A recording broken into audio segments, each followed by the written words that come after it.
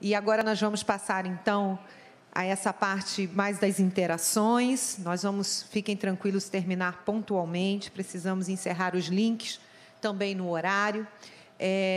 Eu já quero começar aqui, já vai preparando perguntas aqui também no auditório, em todas as CREs.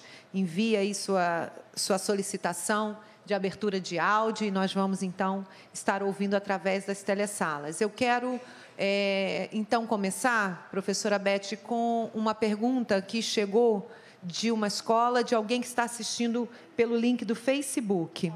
E não sei se é professor ou professora, mas pediu se você pode falar um pouquinho mais de alguma ferramenta ou de alguns princípios da disciplina positiva mais voltado para adolescentes, porque a pessoa percebeu que foram exemplos, né, de crianças sempre menores, então algumas coisas mais voltadas para adolescentes. Eu gosto de uma metáfora que a gente tem no livro de Disciplina Positiva para Adolescentes, que é a seguinte. Com os adolescentes, imagine que eles não estão mais no carro, no banquinho, na cadeirinha. Lembram que quando eles eram crianças estavam na cadeirinha? Chega uma idade que eles podem até vir para o banco da frente, não é? Na adolescência, é quando eles já estão perto de assumir o volante. E aí, a gente tem que escolher o nosso papel. A gente pode estar do lado desse adolescente que está ali, aprendendo a assumir o volante da própria vida, e do lado, lembram daquele professor de autoescola? Que no carro da autoescola tem o pedal, o freio, e às vezes tem até assim, um volante também, né? Ele tem uma atitude ali para segurar. Bom, a gente pode estar do lado, apoiando esse aluno que está aprendendo essa nova habilidade, ou a gente pode ser convidado a sair do carro. É verdade. Porque a hora que eles assumem o volante da própria vida, eles vão decidir quem vai ficar no carro deles. Essa metáfora serve para nós, professores, e para todos os adultos da vida dos adolescentes. Porque, vamos falar a verdade? Na fase da adolescência, se algum dia a prioridade foi mamãe, papai, escola, professores, aonde que estão esses adultos na vida dos adolescentes depois, no ranking das prioridades? Lá embaixo. Então, vamos lembrar que na adolescência, o que realmente importa, ou quem realmente importa? Quem está no topo das prioridades? Os amigos. Os amigos. E por que são os amigos que importam? Nós, professores, precisamos estabelecer uma coisa que já foi mencionada hoje. Conexão. Estabelecer conexão com os adolescentes é saber se colocar no lugar deles. É saber desenvolver empatia. Gente, vamos lembrar da nossa adolescência? Você não é mais criança e você não quer ser mais criança. Você tem corpo de adolescente, você tem cabeça de adolescente e, principalmente, pior, você tem cobrança de adulto. Porque, muitas vezes, o adolescente já tem tamanho de adulto. Então, é aquele aluno grande, que já tem vozeirão, né? Moça, mulher, e que você, professor, quer tratar, você mesmo fica, às vezes, na dúvida se você trata como criança pequena, se você trata como adulto, cobra como adulto, mas ele ainda não tem o cérebro formado, porque uma informação da neurociência, vocês já sabem disso. O cérebro humano é aquele órgão que não vem pronto quando a gente nasce. O coração, o esôfago, o estômago, o pulmão, tudo vem pronto. O cérebro não. O cérebro depende das interações. A parte responsável pelo controle das emoções, que é essa parte do córtex e do córtex pré-frontal, se desenvolve muito depois. É a última parte do cérebro a se desenvolver. Vocês sabem com que idade se desenvolve? De 21 a 25 anos. E a gente quer que um adolescente de sala de aula saiba se controlar, tenha controle das emoções. Ele não tem nem condições fisiológicas de ter. Então, a palavra-chave para esse professor, para todos os professores de adolescente, na minha opinião, é empatia, é a habilidade de lembrar de que escola não é prioridade na vida do adolescente. Professor não é prioridade na vida do adolescente. Matéria não é prioridade na vida de... Aliás, a escola pode estar um pouquinho acima da família, porque na escola tem os amigos. E se o adolescente, porque ele não tem controle das emoções, e ele tem emoções fortíssimas, no mesmo dia ele te ama, você é a melhor pessoa do mundo, porque você ouviu a história dele, né? Porque ele saiu bem da matéria. Mas no mesmo dia ele pode te odiar, porque você deu uma nota ruim. Vocês perceberam que a gente sempre dá a nota ruim, a nota boa é eles que ganham, né? Nunca é o contrário, é a gente que dá. Enfim, o segredo é, com o adolescente, estabelecer essa boa conexão, essa empatia e usar... Alguns recursos foram mencionados hoje, tem muitos outros, do tipo surpreender, conquistar pelo conteúdo. Porque o adolescente, diferentemente da criança pequena, ela adora a escola ou não por causa do professor, da professora. É ou não é? Ai, eu adoro aquela professora, ela é super carinhosa, então eu adoro a escola, pronto. Adoro a matéria, adora tudo. Agora, o adolescente sabe separar, ele sabe dizer quando o profissional é bom, o professor ou a professora tem didática, sabe explicar.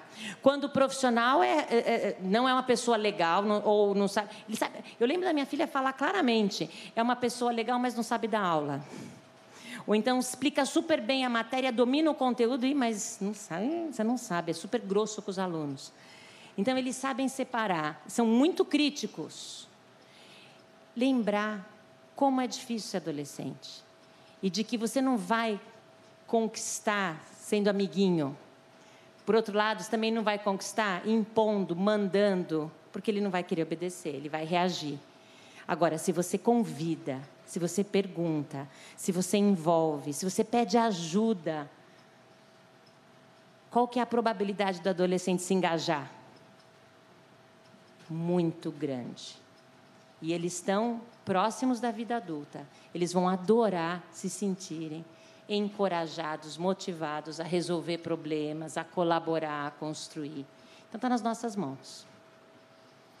Obrigada, professora. Nós vamos, na sequência, segunda, oitava e quinta CRE.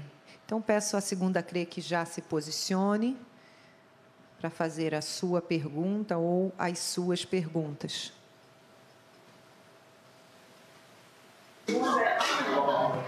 Boa tarde. Boa tarde. Boa tarde. Por favor.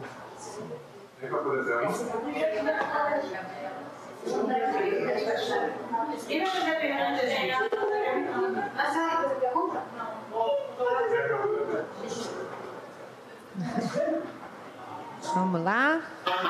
Boa tarde. Professora Vitória, da GED, da segunda FIA. Gostaria de saber, perguntar também, bacana, como a conversa, o diálogo com os alunos no seu dia a dia pode ser ampliado para essa convivência melhor num momento onde as questões sociais impõem tanta insegurança, tantos medos, tantas perguntas também, e até mesmo com a comunidade escolar, suas famílias, com o entorno. Como é possível ampliar esse diálogo e o que a disciplina positiva pode apontar como caminhos para a gente, ou como um principal caminho aqui na nossa cidade do Rio de Janeiro? Obrigada. Professora. Como ampliar o diálogo com os alunos que estão em situação... Como ampliar esse diálogo, né, de acordo com questões sociais tão difíceis no entorno, que as crianças já carregam tanto medo, tantas situações. Ela citou diretamente, especificamente, o Rio de Janeiro, né? Isso aí. É uma questão do Brasil hoje, né? A gente lá em Minas agora também, com essa história, enfim. Vocês vão achar que é redundante, mas, de verdade, a empatia outra vez, né? Essa habilidade da gente se colocar no lugar deles. da gente validar o sentimento, da gente colocar o nosso melhor, fazer o nosso melhor, fazer o inesperado, usar o bom humor, se preparar, planejar, fazer a sua melhor aula e entender que o aluno ele precisa dessa nossa paixão, dessa nossa motivação para querer fazer também. E quando ele não responder, aceitar, validar, porque, por exemplo, vamos supor uma criança agressiva, tá? Que talvez tenha em casa uma experiência de muita agressividade, um ambiente de gente que grita muito, que bate muito, e ele está acostumado a ter esse tipo de comportamento em sala de aula. Então, como lidar com esse específico, por exemplo? A gente não vai poder bater na porta de casa e falar, olha, esse não é um bom jeito. Até porque a punição, ela funciona. Só que ela funciona por quanto tempo? Nunca mais o aluno vai fazer uma coisa errada? Não. Aquela criança provavelmente vai repetir o mesmo comportamento. Então, funciona por muito pouco tempo e é um preço muito alto. O que sente uma criança que é punida, que está num ambiente violento, que tem sermão, que tem bronca, que tem agressividade? Como ela se sente? Se sente parte? Se sente importante? Se sente pertencente? O que ela vai querer fazer? O que ela decide a respeito dela mesma? Completa a frase. Eu não consigo, eu não sei, eu não sou capaz. Essa criança, ela pode decidir sair de casa. Decidir cortar a relação com essa família. Então, a gente não tem esse poder, né? Então, o que a gente pode fazer é garantir o bem-estar, o respeito e modelar, ser um exemplo desse comportamento que você espera do seu aluno. Então, ele tem outros maus exemplos, talvez, ele tem outras situações, tem coisas mais básicas, né? Pode ser que seja uma criança com fome, uma criança que não dormiu direito. Eu acho que tem todo um trabalho na escola que precisa ser feito para o bem-estar dessa criança, para o cuidado, um acompanhamento psicológico, um acompanhamento talvez até, não sei se tem isso, de assistência social, né? Então, a gente faz o que está ao nosso alcance, a gente faz a nossa parte, mas a gente não trabalha exclusivamente a interação, a relação, a gente trabalha também o acadêmico, porque, vamos falar, é o conhecimento, é a educação, é a formação, o que vai fazer a vida das pessoas ser melhor. Nós sabemos disso. Quantos de nós todos temos histórias de conseguir trabalhos melhores, empregos melhores, relações mais harmoniosas, tal, porque tivemos acesso à educação. Então, que sejamos nós, essa pessoa que vai dar o acesso para esse nosso aluno, mesmo que ele não tenha isso no entorno, no dia a dia, na casa deles. Obrigada, professora. Obrigada, segunda CRE. Agora nós vamos à oitava. Boa tarde. Boa tarde. Meu nome é Neilda, eu sou da GED da oitava CRE, e eu trago a pergunta da professora Marta Bandeira, da Escola Pracinha João da Silva. Quais sugestões ou mensagem a senhora pode deixar para os professores que são resistentes a adotar a disciplina positiva no seu dia a dia como educadores? E a segunda pergunta: a disciplina positiva pode ser capaz de restabelecer as conexões e relações que podem já ter sido prejudicadas nos anos anteriores? Ela pode fazer a reconexão? Vou começar pela segunda, tá? Então, porque é uma pergunta sim ou não é mais fácil. Se é possível estabelecer a reconexão, mesmo que não tenha sido feito com os professores anteriores. Sim! Os alunos sabem. São novas relações, novas pessoas. Eles sabem separar aquela professora. Porque, gente, vamos falar aqui uma coisa. Os nossos alunos, a gente esquece, são pessoas. As pessoas pensam, as pessoas sentem, as pessoas tomam decisões o tempo todo. Os nossos alunos, o tempo todo, estão aprendendo com as nossas atitudes.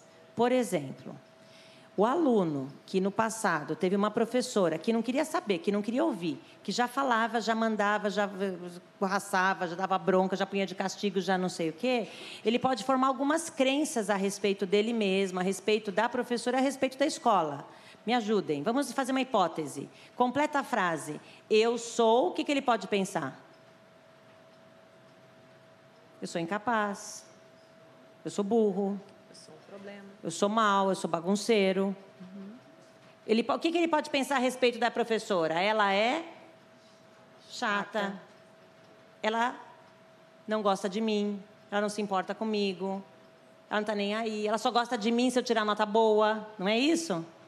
O que ele pode pensar a respeito da escola? A escola é um lugar chato, ruim, perigoso. Se ele sofrer bullying, por exemplo, ele pode achar. Se ele se sentir vitimado, ou humilhado, ou com medo, enfim. Agora, está nas nossas mãos mudar essas relações. Então, a segunda pergunta era... A primeira, na verdade, era a primeira, troquei. né? Quais as sugestões para professores que são resistentes à disciplina positiva no cotidiano escolar? De verdade, a gente não estimula que você queira mudar o seu colega. Porque, gente, a gente tem esse poder? Não. A gente consegue mudar o comportamento de alguém, de alguma outra pessoa? Não. Qual é o único comportamento que a gente consegue mudar? E olha, a gente só consegue mudar o nosso se a gente quiser muito. Então, achar que eu vou mudar o meu colega, eu vou mudar o meu aluno, eu vou mudar meu diretor. Não! Até porque a disciplina positiva trabalha com um locus de controle interno. É o poder pessoal, é a autonomia, é o desejo de contribuir, de fazer parte, de fazer o seu melhor. Não é esperar, porque senão a gente fica nesse locus de controle externo que fica dependendo dos outros. É o professor dizendo que está frio lá fora para eu pôr casaco. Você quer um aluno que daqui, sem você, consiga olhar para fora e... não sei, estou na dúvida. Tá? Deixa eu ver, deixa eu checar. Deixa eu aprender a usar o clima-tempo. Deixa eu abrir a janela e checar. Sozinho, aí você cumpriu bem o seu papel. Então, não existe. O que você pode fazer é através do seu exemplo, através das suas atitudes. Assim que você tiver, na sua sala de aula, relações mais empáticas, mais respeitosas, mais harmoniosas, os seus colegas vão perceber. O que está acontecendo que eu não estou ouvindo mais grito? O que está acontecendo que você está mais feliz, está mais calma? O que está acontecendo que seus alunos agora dão risada e você também? O que está acontecendo que agora você consegue trabalhar a sua matéria e você tem a colaboração de todo mundo para organizar a sala e a sua sala está mais arrumada? Por que você não está mais tão neurótica, chorando, xingando e reclamando? É através do nosso exemplo. Esse é o melhor jeito de contagiar os outros colegas. Obrigada, professora. Obrigada, oitava CRE. Nós vamos agora à quinta CRE, com a palavra. Boa tarde. Perguntas. Primeira, como a disciplina positiva pode ser aplicada ao grupamento berçário? E a segunda, como trabalhar a disciplina positiva na relação entre os alunos? Você pode repetir a segunda pergunta, por favor, que não ficou clara? Como trabalhar a disciplina positiva na relação entre os alunos, entre os próprios alunos? Bárbaro. Ótimas perguntas. Então, vamos lá. Primeira, todas elas, aliás. Lembram quando a gente há pouco teve uma pergunta sobre adolescentes? Eu esqueci de mencionar que tem um livro específico, inteirinho, que fala sobre adolescência, tá? Aliás, esse livro eu recomendo não só para professores de adolescentes, mas para pais, mães de adolescentes, porque um dos capítulos faz a gente refletir sobre a nossa adolescência, então é meio curativo também. Agora, eu queria mencionar esse outro aqui, ó. Disciplina positiva para crianças de 0 a 3 anos. Então, todo o pessoal de berçário vai aprender. Aqui tem um capítulo inteiro, por exemplo, sobre o cérebro do bebê. Sobre, outra vez, e parece que eu só sei usar essa palavra, a empatia com o bebê. Porque, quer ver fazer um experimento? É que é uma atividade que, se a gente fosse fazer, vai demorar muito, eu não vou fazer inteira. Então, imaginem...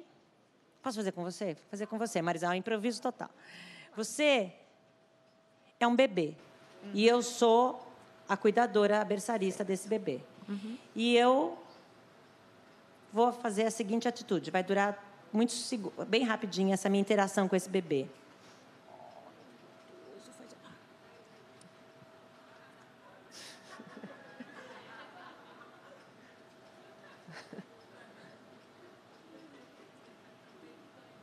Como que o bebê se sentiu?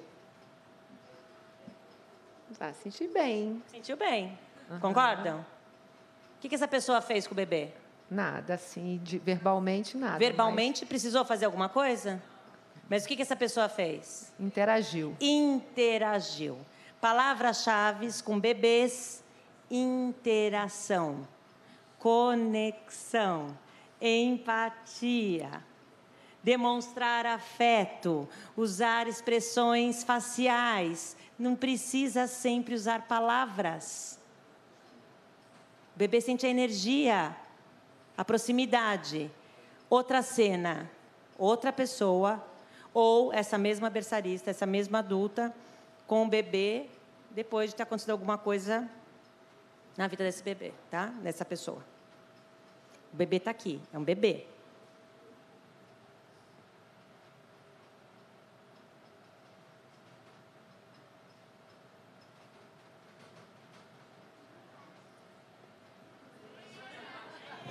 Vocês conhecem bebê? Vou chorar. O bebê teria aguentado? Não. Sem reação nenhuma? O que esse bebê teria feito? Chorar. Já estaria desesperado, chorando. Ou fazendo alguma coisa comigo. Eles adoram óculos, vocês sabem, né? Teria arrancado o meu óculos, teria puxado o meu cabelo, teria feito qualquer coisa para conseguir aquela atenção que teve antes. Os bebês só são mais espontâneos, porque a verdade é que todos nós queremos atenção.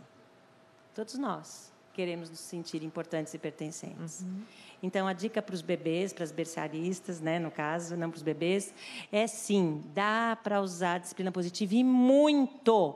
A gente tem capítulos sobre desenvolvimento do cérebro, sobre amamentação, sobre desfraldamento, sobre comida.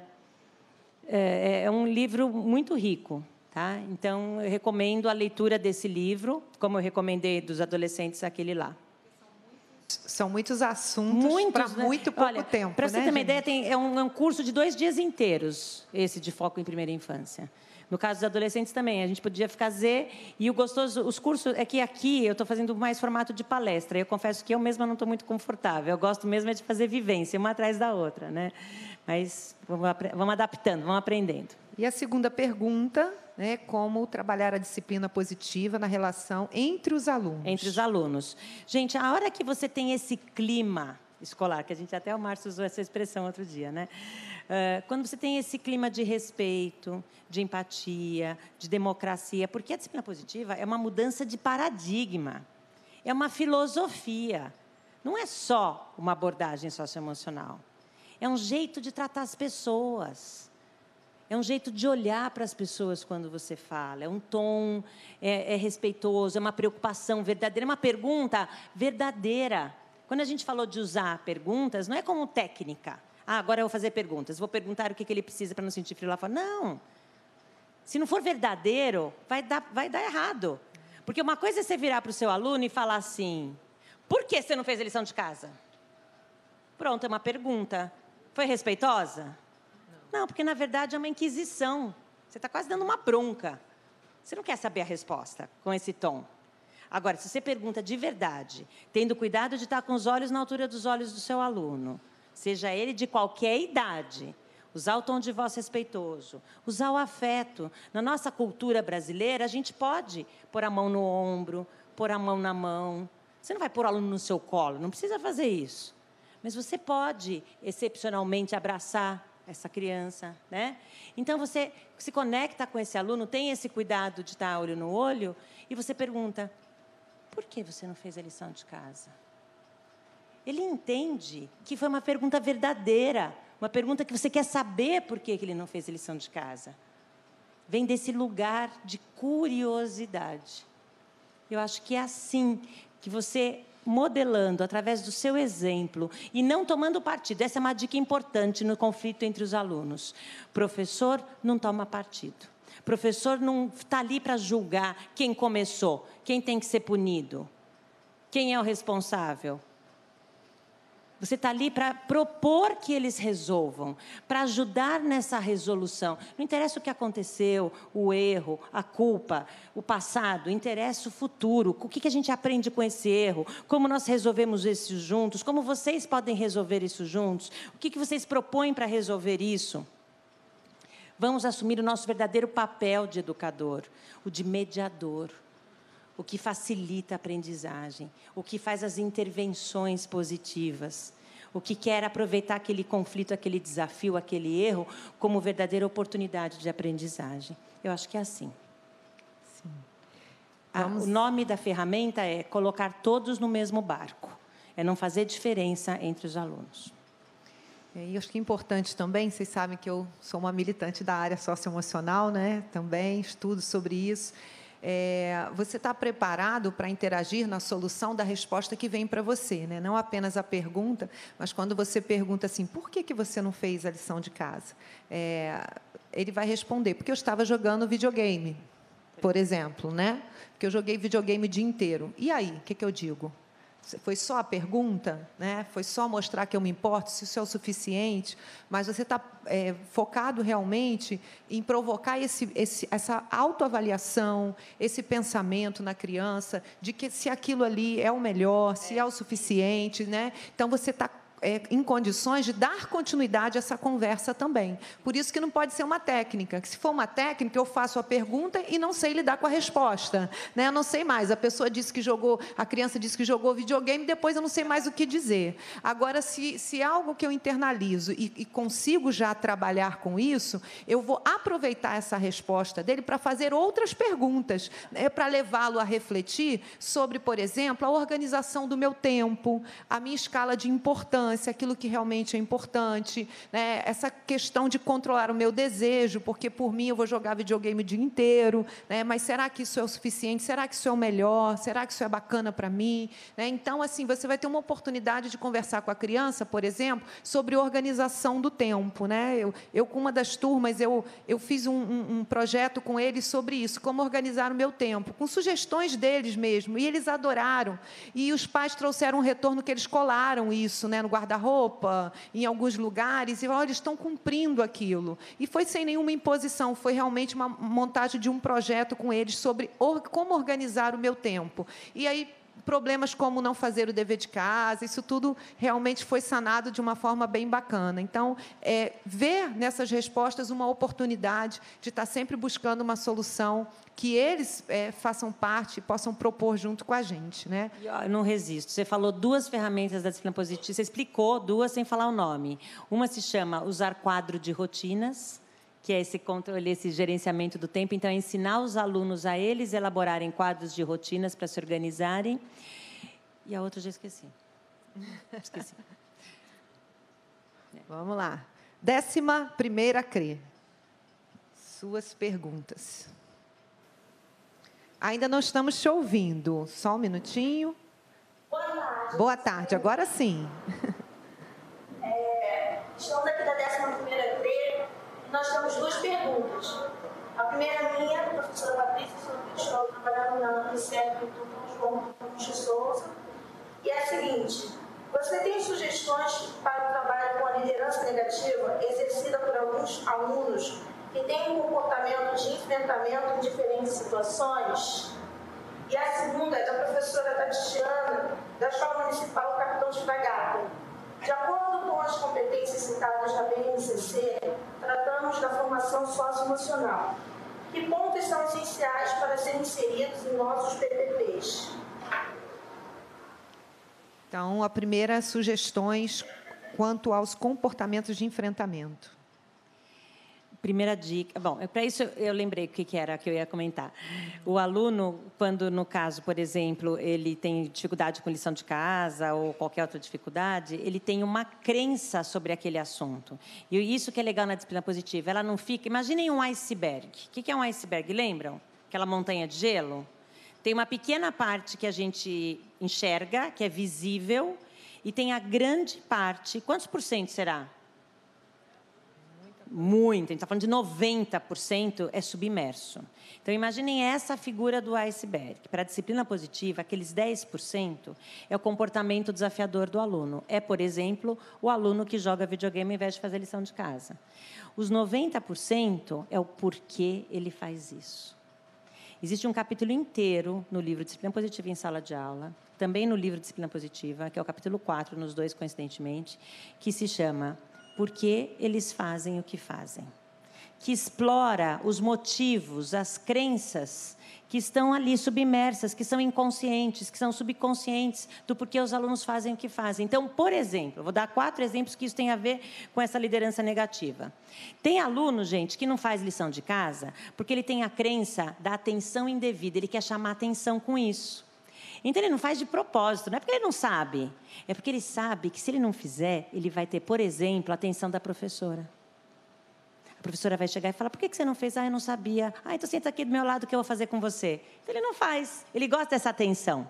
Ele vai criar oportunidades para ter atenção especial, para ter uma vantagem, um tratamento especial. É aquele típico aluno ou aluna que fica o tempo todo chamando o seu nome. Ele tem a crença de que ele só é importante e pertencente se ele consegue a sua atenção. Aí, tem um aluno que não faz a lição de casa porque ele quer ser o chefe, ele que quer dar a última palavra. Você fala para esse aluno assim, tem que fazer a lição de casa em casa, ele vai fazer na sala de aula. Não pode fazer aqui, tem que fazer, não pode fazer em casa, tem que fazer agora. Não quero, vou fazer em casa. Tem que fazer de caneta, não quero, vou fazer a lápis. Sabe o do contra? Vocês já tiveram aluno assim? Ele tem a crença do poder. Mas não é um poder positivo, é um poder mal direcionado. É um poder de que ele quer ser o chefe, ele vai ser do contra. Tudo que você fala para ele fazer, ele não vai fazer. Se você fala para ele fazer a lição de casa, ele não vai fazer. Um outro tipo é a criança que não se sente importante. Ele acha que você dá atenção, professor, professora, para os outros colegas, mas não dá para ele está magoado com você. Ele quer a vingança. Olha, eu sei que é um termo forte, teria que explicar com mais calma, mas ele não faz lição de casa porque ele está machucado com você, está triste, está decepcionado, e você vem falar para fazer a lição. Você, que deixou o colega falar, ele não vai fazer, para se vingar. E tem também criança que não vai fazer porque não se acha capaz de fazer a lição de casa. Então, dependendo da crença, e isso tudo está muito melhor explicado no capítulo 4, ele vai agir de um jeito ou do outro. Então, a dica é... No caso específico do aluno que enfrenta, talvez seja a crença do poder, de que ele tem que dar a última palavra. Ele está doido para entrar numa luta de poder com você adulto. Então, imagine, o aluno surta. Não vai fazer. Se você surtar junto, vai porque eu estou mandando, não vou, vai, não vou, vai ficar assim. E como que vai acabar essa história? Com um dos dois... provavelmente os dois muitíssimo alterados e com um dos dois ou os dois perdendo a cabeça, fazendo coisas que depois podem se arrepender. Então, melhor você ser o adulto da relação e, primeira dica, não entra na luta de poder. A gente acaba evitando muitos comportamentos se você... dá uma coisa útil para esse aluno fazer, se ele se sente útil, ao invés de dar. Eu não lembro a outra pergunta. A outra pergunta era sobre a BNCC, né, que contempla a Base bastante, Nacional Comum Curricular, tem 10 competências essenciais, das como quais inserir muitas isso são. no PPP e no dia a dia escolar. A gente consegue... Está fácil, porque no dia a dia, gente, você vai desenvolver através do seu exemplo. Você vai desenvolver todas essas habilidades que a gente mencionou, as intrapessoais de autocontrole, autodisciplina. Como que eles vão aprender autocontrole, autodisciplina, autorrespeito? Como que eles vão aprender organização de tempo? Habilidades de comunicação respeitosas? Com o nosso exemplo. Bom, obrigada, professor. Obrigada, 11ª CRE. Agora eu vou para o Facebook, né? Uma pergunta me mostra antes aqui do Robson Quirino, da 5ª CRE, né, assistindo pelo link do Facebook, e ele está perguntando quais os cuidados para que os pais entendam e valorizem a disciplina positiva. Mães e pais, não é fácil o nosso papel, porque, diferentemente de quando a gente escolhe uma profissão, e a gente escolhe ser profissional de educação, e a gente faz curso, e a gente estuda sobre psicologia, e a gente estuda sobre relações e aprende a planejar, a fazer o nosso melhor, a estudar conteúdos, a conhecer desenvolvimento humano. Os pais e as mães, muitas vezes, não têm esse conhecimento e fica mais difícil ainda se relacionar e saber lidar com as crianças e com as situações de casa. Até porque, quando você tem muita intimidade, seu filho tem um ataque, né, vem te bater. A sua reação não pode e bate junto. Agora, o que aprende a criança quando o pai reage e bate no filho? O que a criança está aprendendo de verdade? A bater. Não está aprendendo a se controlar. Está aprendendo que é assim que se resolve. É lembrar, a principal dica é lembrar que eles aprendem, lembram? Com o que a gente faz, não com o que a gente fala. Eles aprendem com o nosso exemplo. Portanto, é muito difícil. Os filhos não vêm com um botão que desliga, infelizmente, não vêm com manual mesmo. Então, e a gente não tem tantos cursos para pais e mães. Aliás, fica a ideia de quem sabe vir, né, fazer uma palestra para os pais aqui, quem sabe. A dica para os pais e para as mães é: leia os livros da disciplina positiva, principalmente aquele primeiro, amarelo, se é uma criança pequena de 0 a 3, se é adolescente de adolescente, se é uma criança com necessidades especiais, de criança com deficiência. Tem muitas opções. Porque nós, professores, temos bagagem, conhecimento técnico para sermos profissionais e termos o autocontrole e termos, né, o gerenciamento da sala de aula. Aliás, tem um capítulo lindo no livro sobre gerenciamento e ferramentas de gerenciamento de aula. Os pais e as mães não têm. Então, a dica é: vai conhecendo, vai aplicando. Começa que nem a princesa Kate e o príncipe William estão lá fazendo na Inglaterra. A rainha fica brava cada vez que ele abaixa para falar com o filho, porque um príncipe não se abaixa. Mas ele escolheu, sim, porque ele está usando a abordagem da disciplina positiva. Então, mesmo sendo o príncipe, ele se abaixa, e ela também, para falar com os filhos que são bem pequenos. É nas pequenas coisas. É no tom de voz, no autocontrole, no humor. E tem uma dica preciosa para os bem pequenininhos, professores de pequenininhos: distrair e redirecionar. Às vezes é menos blá, blá, blá, e simplesmente, olha a borboletinha que está passando, pronto, a criança se distraiu. Tá? Então, é pondo na prática, é conhecendo, lendo, estudando, se possível fazer cursos com pais e mães. Existem muitos educadores parentais pelo Brasil todo. Então, busquem workshops, cursos para fazer. É isso que eu recomendo. E eu vou aproveitar, né, para fazer propaganda de que eu já estou combinando com a Beth de que nós vamos trazer o Disciplina Positiva para os nossos pais, ok? Nós vamos dar um jeito de organizar isso. Nós temos telesalas, temos link agora pelas escolas, mas a gente sempre fala isso, né, a importância da participação dos pais junto com a escola nesse processo todo, né? Sozinho não dá, só a escola. Então, a gente precisa da participação dos pais. Então, eu já tinha conversado com ela sobre isso. É uma das nossas propostas aí do programa de aprendizagem socioemocional para esse ano, é fornecer também algum tipo de formação para os pais, envolver os pais nessas ferramentas tão preciosas. E a gente vai achar uma maneira de fazer isso, né? A gente está procurando maneiras e a gente não vai desistir, a gente vai conseguir. Eu queria chamar agora a 10ª CRE, por favor, com sua pergunta ou suas perguntas.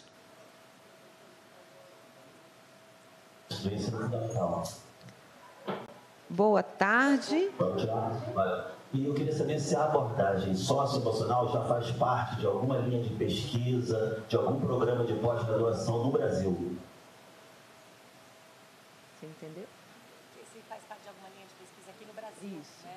Sim, né? Na verdade, você pode me ajudar com essa resposta. Com certeza, tanto que a BNCC, né, a Base Nacional Comum Curricular, finalmente traz, dentro das 10 competências essenciais, tanto esse olhar para desenvolvimento de habilidades socioemocionais. Então, a lista da bibliografia é gigante. Eu vou mencionar outra vez os livros da disciplina positiva como uma boa referência, mas não só. A gente tem outras. Qual que é aquele livro que você estava falando até hoje? Educação emocional. E tem outros também. Educação emocional positiva, educação emocional. Todos que têm a ver com inteligência emocional, com desenvolvimento, né? Isso. Então, tem muita coisa no Brasil, não é só a psicologia adleriana, não. Tem fora do país, só para vocês saberem, Social Emotional Learning, que é a expressão, né, em inglês, já há décadas se estuda sobre o assunto. A gente está começando a fazer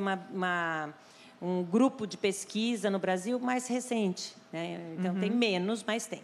Eu quero citar, né, a gente tem uma pesquisa acontecendo na rede, com o Compasso, né, que é uma aplicação, é um programa de aprendizagem socioemocional de Harvard, foi traduzido e está sendo testado na rede, né, em 81 e 5 escolas, mais ou menos. Começou ano passado. Então, tem muitas pesquisas, sim, acontecendo para a gente ver, né, a evidência, realmente, do impacto dessa aprendizagem na vida dos nossos alunos, né? E eu vou citar aqui, vou puxar uma sardinha, que a minha pesquisa foi nessa área também. Eu fiz um treinamento de habilidades socioemocionais na escola para alunos de 5º ano. Essa foi a minha dissertação de mestrado.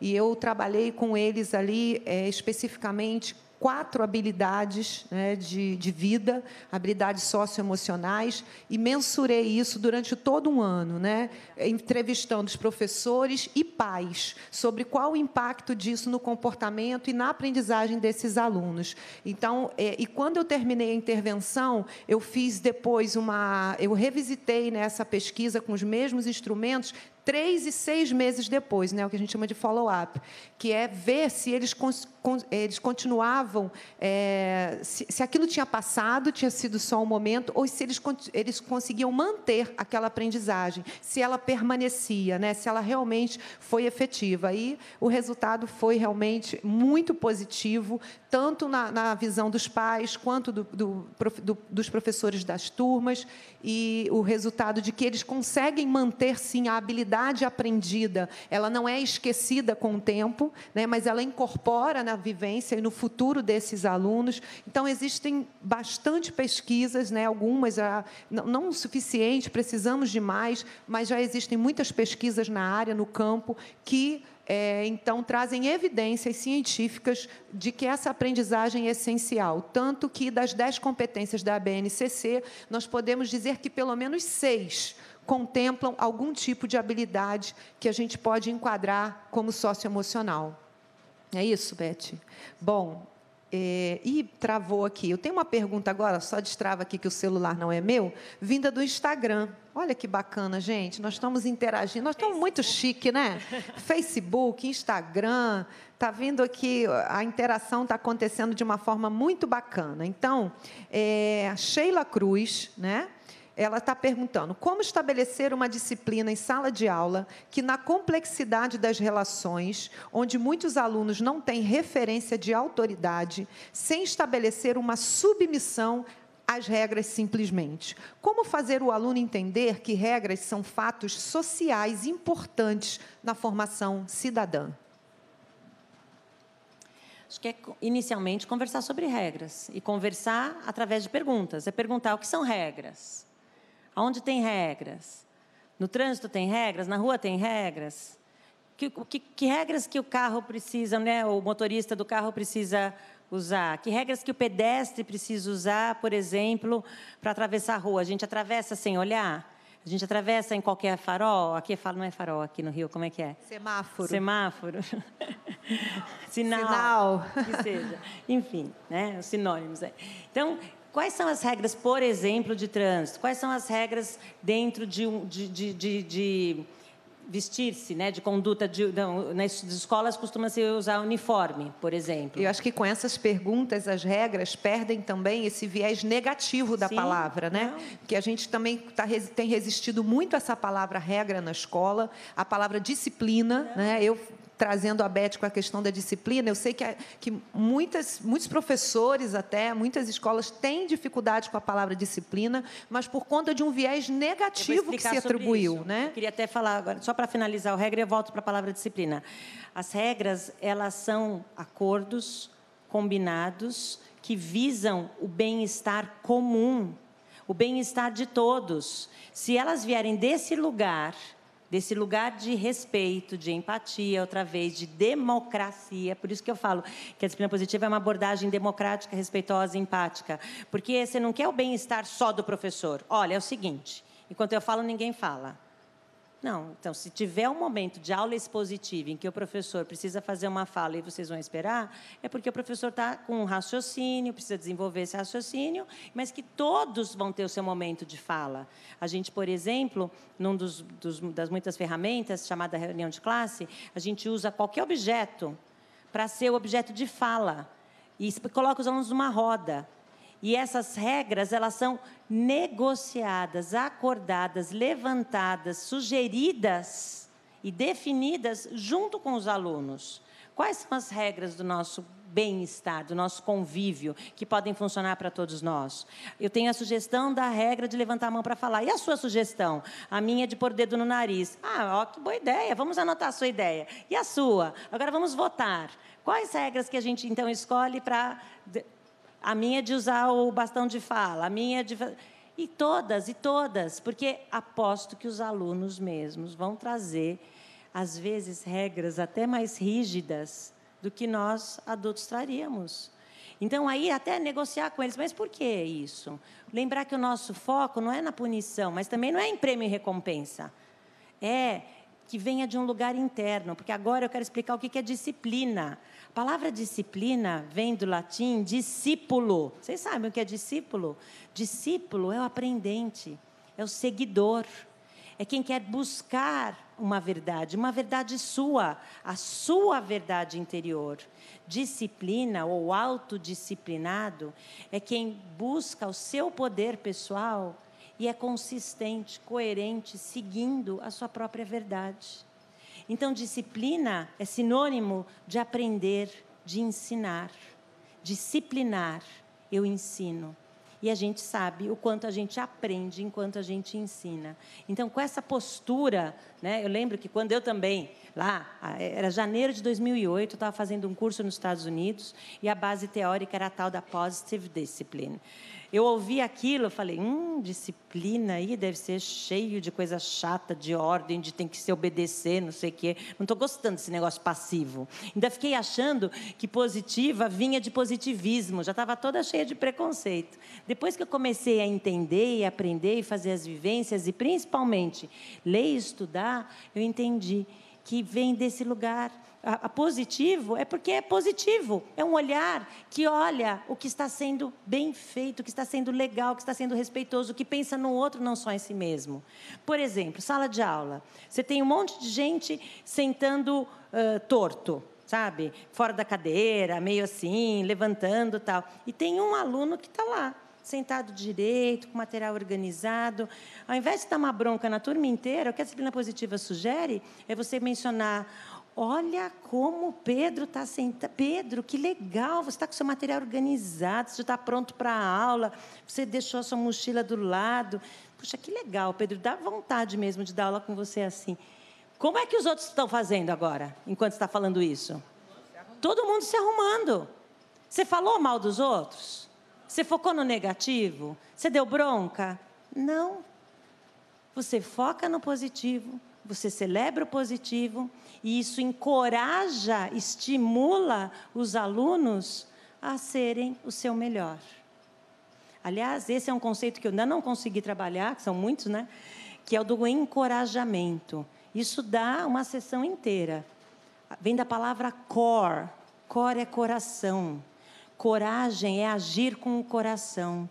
Encorajar é estimular o nosso aluno a agir com o coração, a ter coragem. Não é genial? Na disciplina positiva, a gente aprende a encorajar os nossos alunos e a se encorajar, né? Aliás, a mais importante de todas as ferramentas, vou terminar com essa. Não, depois talvez tenha alguma do auditório. Eu não falei. Estão preparados? Se não ouviu nada, se você só estava com cara de paisagem, aproveitou para tirar uma sonequinha, ouça agora, isso vale para todos vocês aí. Essa ferramenta, ela nos lembra da importância da gente cuidar da gente mesmo, do autocuidado. Autocuidado, cuidar de si mesmo. Lembrar que você é um exemplo, lembrar que você ensina habilidades de vida usando a paciência, a responsabilidade, a calma, o autocontrole, a organização, a honestidade, o respeito. Todas essas habilidades emocionais, sociais, habilidades de comunicação que a gente usa e que a gente quer que eles usem, eles vão aprender quando eles tiverem o nosso exemplo. E para isso, a gente precisa estar bem. E para a gente estar bem, a gente precisa cuidar da gente. E tem 1000 jeitos da gente cuidar da gente. Lembram quando eu falei, conversem com a pessoa do lado? Eu precisava desesperadamente de cuidar da minha água. Eu falei, deixa eu pôr eles ocupados agora, enquanto eu com calma tomo a minha água e fico bem aqui. eu pedi um banquinho e fiquei muito tempo sentada, porque estou com uma dor danada nas costas. Eu falei assim, é um jeito que eu tenho de dar a palestra e, ao mesmo tempo, cuidar da minha saúde. Percebem? A gente precisa cuidar da gente. Aquela história da máscara de oxigênio, lembram? Você está no avião, ouvi isso outra vez hoje vindo para cá. Em caso de pane, as máscaras vão cair. Você não deve colocar na pessoa do seu lado. Você primeiro coloca em você, mesmo que seja uma criança pequena, seu aluno, seu filho. Depois você coloca nele. Por quê? Por que a gente põe primeiro a máscara na gente? Se a gente não estiver bem, como é que a gente pode cuidar deles? Então, a ferramenta que fica hoje, que vocês levam para o resto do ano letivo, é lembrar de cuidar de si mesmo. Tá bom?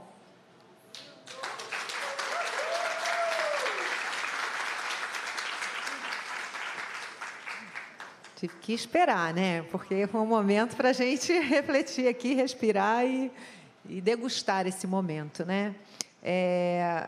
Nós estamos caminhando para o encerramento. Eu queria saber se tem alguma pergunta aqui no auditório. Vou abrir aqui para o auditório também, participar aqui no auditório da EPF com alguma pergunta. Alguém quer perguntar algo?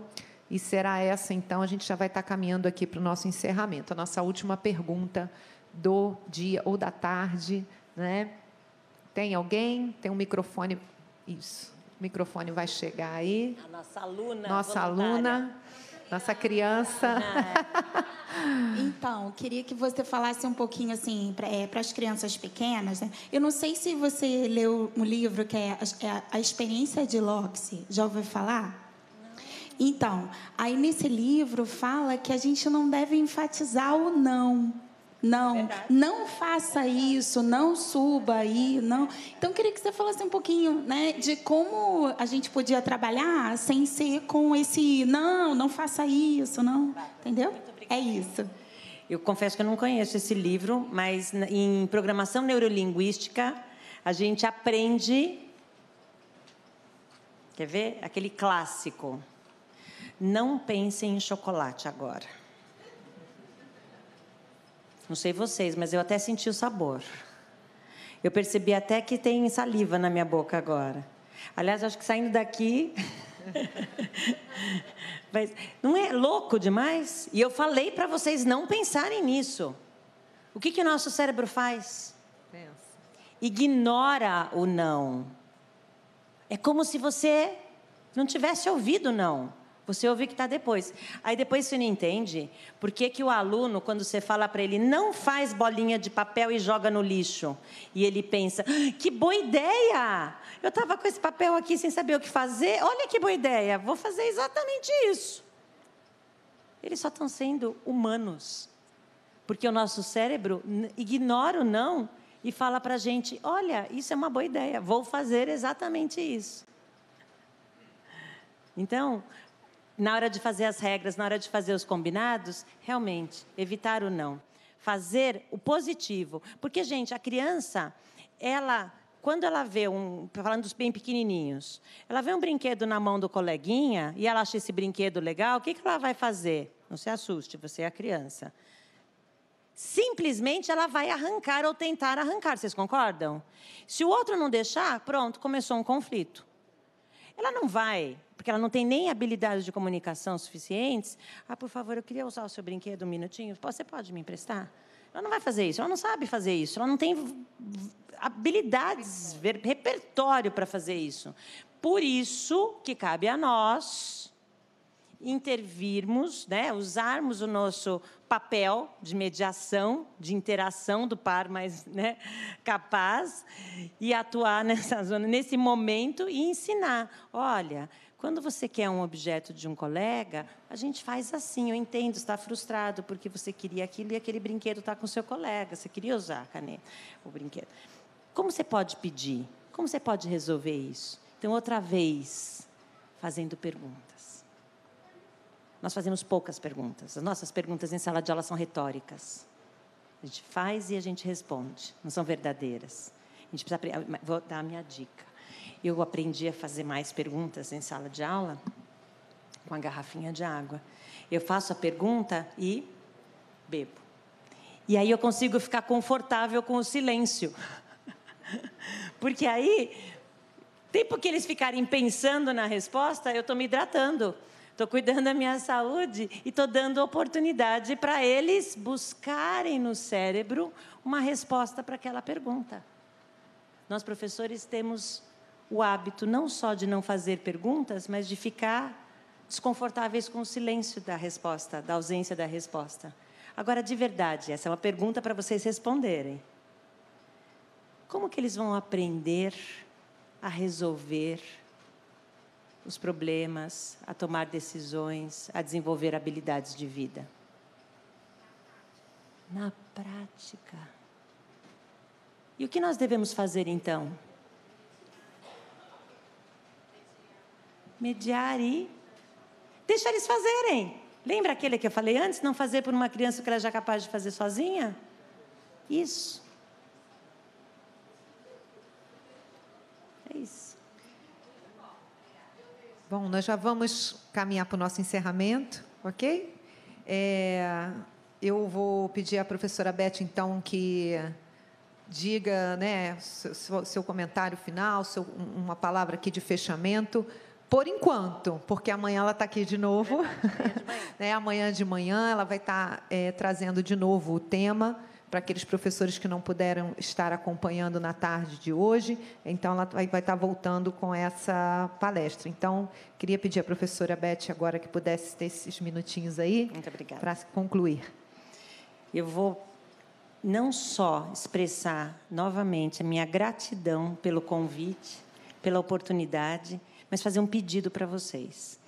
Eu estou aprendendo a usar esse formato, palestra, aula expositiva, que há muitos e muitos anos eu não usava, agora.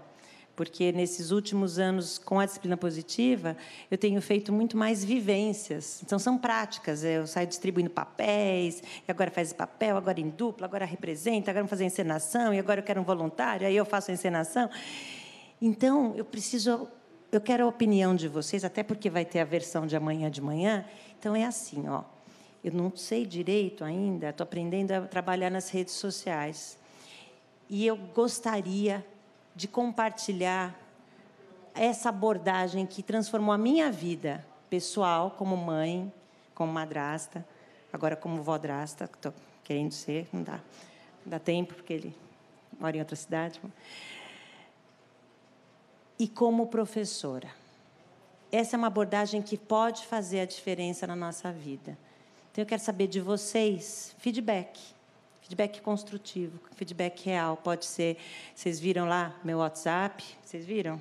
Põe lá o último slide outra vez, por favor. Ó, tem aí o WhatsApp, tem o meu site. Vocês me encontram no Instagram com Beth P. Rodrigues.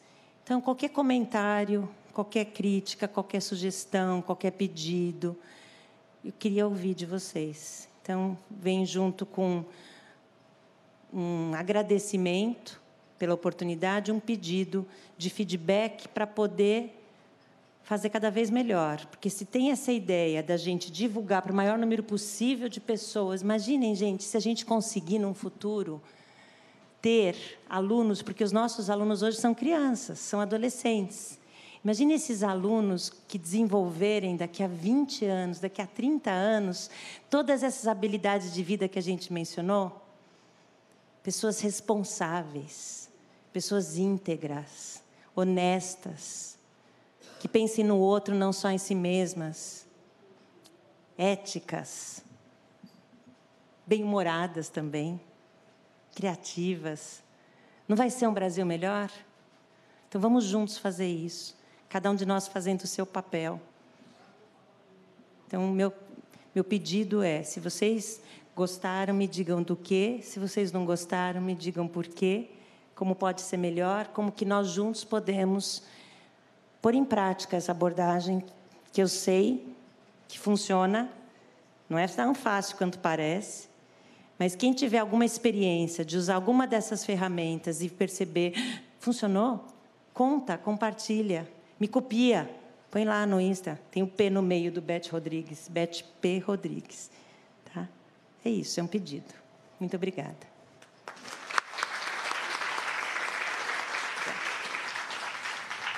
Bom, agora é um pedido a todos, né, que possam, então, preencher as avaliações. Muito importante, ela estava falando sobre isso em relação ao feedback diretamente a ela, nas redes sociais, mas para cada ação nós temos também a nossa avaliação, que é também o nosso feedback, para que a gente possa melhorar cada vez mais.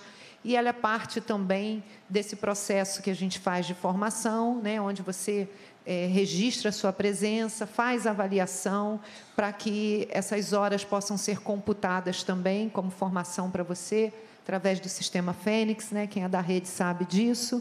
Então, muito importante. E nós, nessa tentativa aí, né, de usar menos o papel, de otimizar para este grupo tão grande, nós estamos fazendo as nossas avaliações também pelo link. Tá? Por isso você não recebeu aquele papelzinho, né, para marcar, né, muito bom, mais ou menos. Você vai fazer essa avaliação pelo link, o mesmo link de inscrições disponibilizado, né, aí em todos esses portais de comunicação, do Facebook, para as escolas, para as GEDs, o mesmo link de inscrição, então, você vai poder clicar e fazer a sua avaliação. Né? Quem estava aqui no auditório recebeu a filipetazinha com o link exatamente. Então, por favor, né, não esqueçam de fazer a avaliação. Né? Eu comecei dizendo que só na parte da manhã, até mais ou menos 13h, nós já tínhamos recebido 6.500 avaliações. Isso, para nós, é preciosíssimo, né? Então, por favor, queria pedir ao pessoal da tarde também que pudesse responder às avaliações.